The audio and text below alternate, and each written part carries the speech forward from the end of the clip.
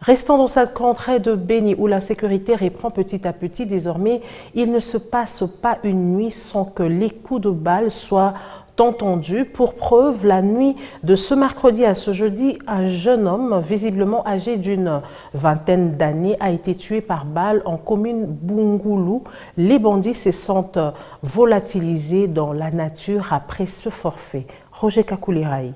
C'est depuis quelques semaines que la ville de Béni est à nouveau confrontée à cette situation de sécurité. Désormais, il ne se passe une nuit sans que des coups de feu soient attendus. Plusieurs maisons de civils sont du jour au lendemain visitées par des hommes armés non encore identifiés. Le dernier cas à date est l'assassinat la nuit du mercredi à ce jeudi d'un jeune garçon d'une vingtaine d'années au quartier Cité Belge. Cette information est confirmée par Nasson Mourara, porte-parole de la police en ville de Béni. À partir des heures tardives la nuit, nous avons été alertés par des coups de balle et on ne savait pas comment situer si ces coups de balle sont tirés à partir de quelle partie.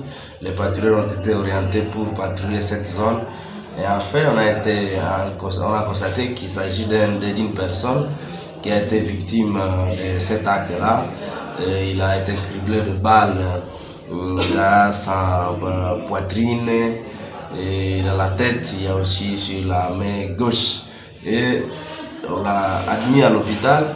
Malheureusement, la personne a succombé de ses blessures. Il indique que les enquêtes ont été amorcées pour retrouver des assaillants qui courent encore dans la nature. Entre-temps, Nasson Mourara appelle la population à la collaboration avec les services de sécurité par des dénonciations et alertes sur tout mouvement suspect. Le doit être trop calme.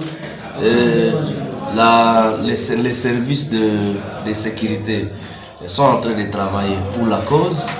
Et nous, de notre part, nous avons déjà fait quelque chose. La population qu'elle continue toujours à dénoncer, au moment où elle constate quelque chose qui ne va pas, elle doit toujours dénoncer.